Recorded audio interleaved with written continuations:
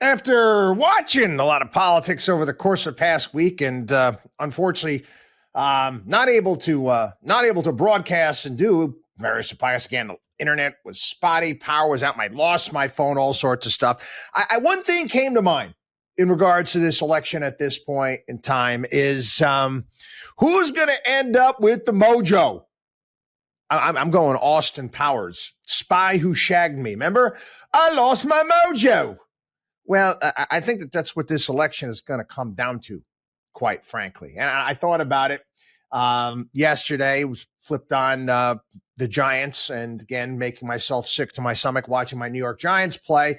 Starting to see the commercials coming out. We get the various different football stars telling you to get out to vote. Then you're getting all the Hollywood types telling you, you better get out to vote, because that's what it's going to come down to. The candidate's mojo or momentum or lack thereof.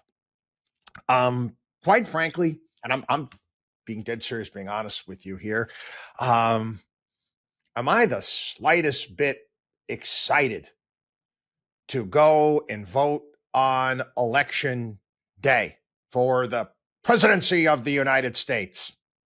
Nah. Not. I'm not. And again, I'm sorry, people. Don't give me crap for being honest, okay? Don't give me crap for being. I get that sometimes. Being honest with people. You can't say it's too close. It's not good. Listen, okay? I'm not going to lie to you. I'm not excited. Again, I'm more concerned about, down ballot races than I am the presidency at this point in time. Am I thrilled with the policy positions of either of these candidates? No, I'm not. I go right on down the list.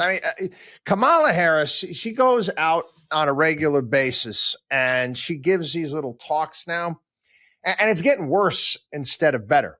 It actually reminded me of a scene from the movie Billy Madison, where Billy is in a debate and the moderator just goes off on this thing. And I'll play the actual clip on the radio show this week, basically saying that the entire audience has been made dumber by the ridiculous ramblings of what you said. And God have mercy on your soul at the end. The stuff doesn't make any sense whatsoever. Saturday Night Live, for crying out loud, tearing into her nonsense. I don't know if you saw the advertisement that she put out targeting real men. It's so bad.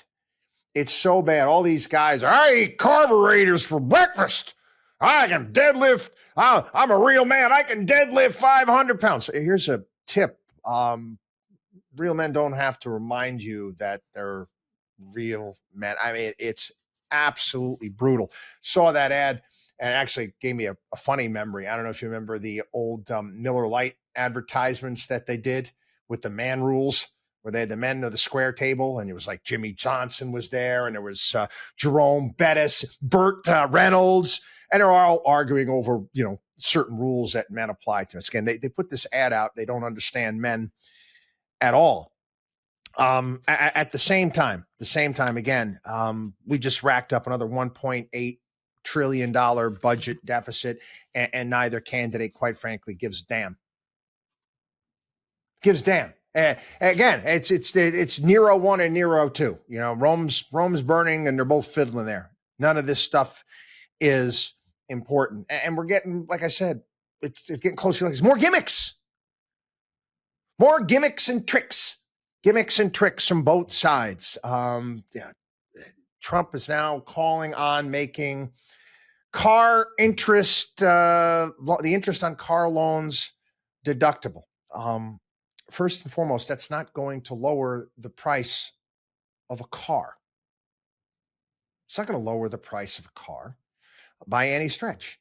We with the interest on our homes that are deductible. Yay! Let me be very clear.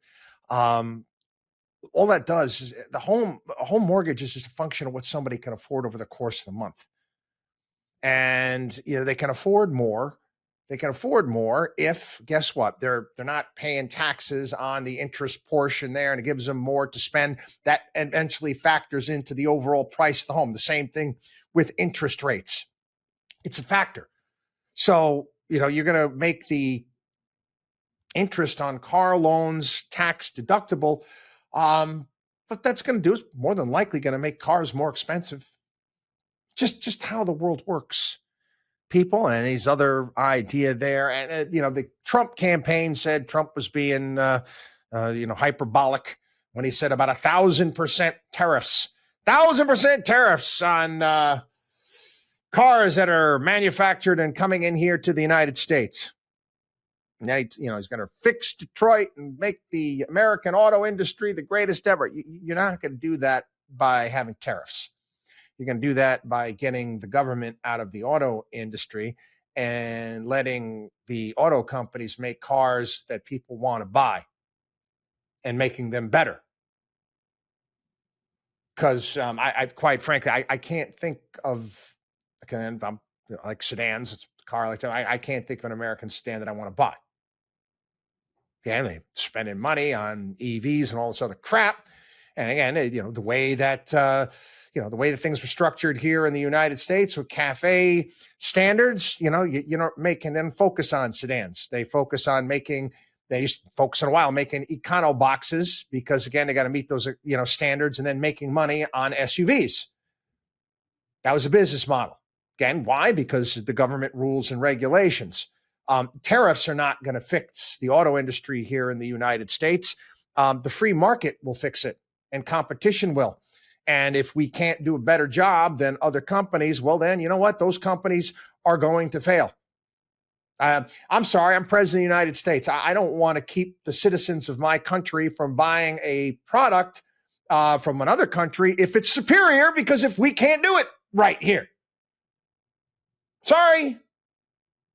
I'm not, fixing it, making it easy, bending the rules so Detroit automakers can protect themselves. That's crap. That's not the free market. And again, it's just, I don't know if it's all hyperbole. I don't know if it's just, you're speaking in front of an audience and you're just trying to get votes. But I honestly, I'm smarter than this. And quite frankly, you should be too. And again, like Michael Corleone, I don't like having my intelligence insulted on a regular basis by either of the candidates. And we're all dealing with the hurricane down here in the state of Florida, and we watch a masterclass in administration and competence when you take a look at Ron DeSantis and what the state of Florida has done and what they are doing at this point in time. It's extraordinary. Extraordinary. My mother lives in, go online. She lives on Minnesota Key. She's got power. My brother lives in Placida. He's got power, for crying out loud. Boats were in the streets there. And how well they are doing in getting everything up and running. An absolute masterclass. Again, I'm not going to lie to you. I'm going to be honest with you. And again, that's why it gets back to mojo. Okay? Who's going to get their voters excited enough to get to the polls? Do I think that a lot of these kids and Gen Zers out there, young people, are just, yay, they can't wait to vote for Kamala Harris?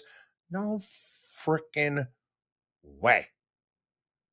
No way. But on the same sense, I think that there's probably many conservatives out there that are like, I really, thrilled with voting for Donald Trump. No. Again, I'm looking forward. I'm going to be honest. I'm looking forward to 2028. WatchDog on wallstreet.com.